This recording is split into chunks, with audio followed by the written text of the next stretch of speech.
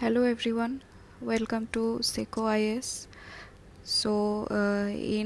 We are a online site which provides mentorship and guidance to the UPSC aspirants. And in our team we have IPS Shubham Agarwal sir, FS officer Atharv Tiwari sir. Please connect to us for any doubt regarding our preparation, syllabus or strategy. So welcome.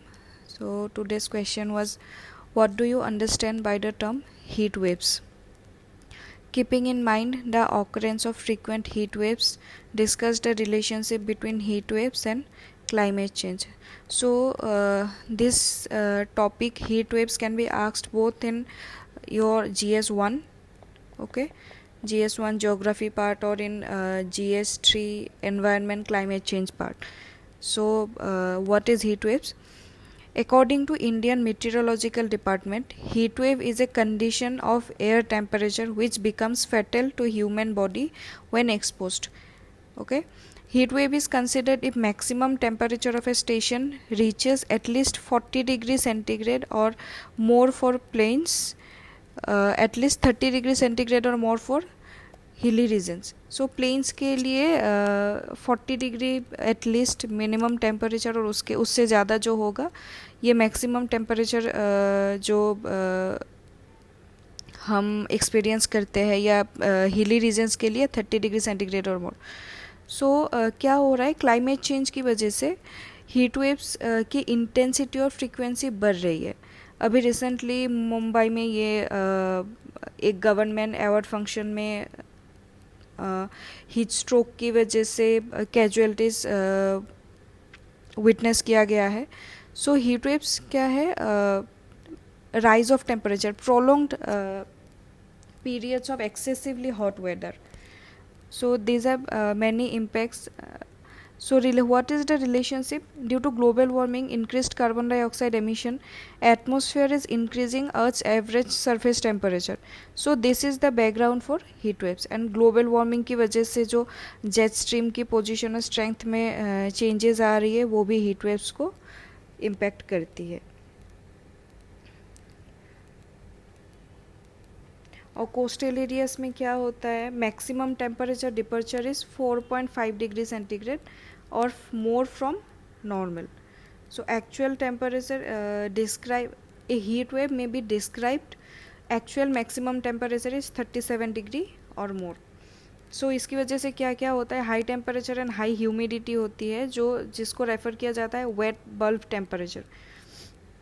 Causes अपना global warming है, deforestation, burning of fossil fuels, urbanization है, rapid urbanization है, urban heat island effect. You all know urban heat island effect. जो urban areas है उनके around surrounding में जो areas होते हैं वो रिलेटिवली क्या होता है, हॉट एरियाज होते हैं, टेम्परेचर ज़्यादा होती है सराउंडिंग से. इम्पैक्ट क्या क्या है इसका, इकोनॉमिक इम्पैक्ट्स है, loss of working days due to frequent rising of heat waves और hot days.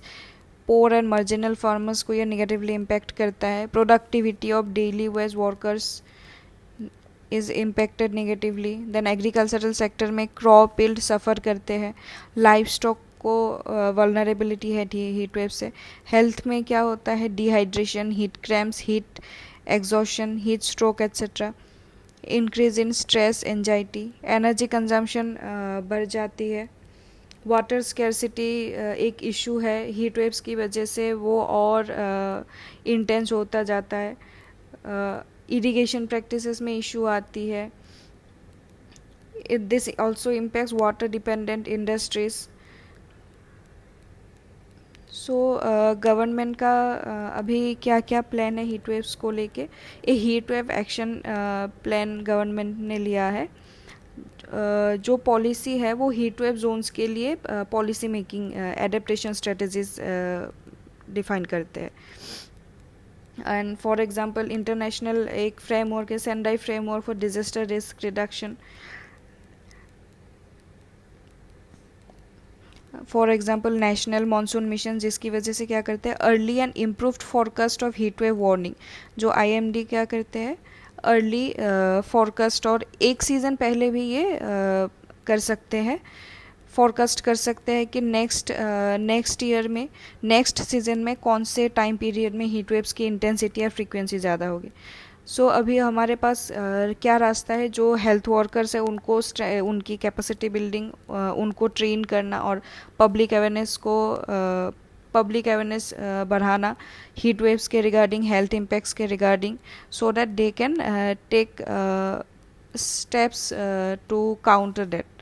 Okay, so thank you, this is for today.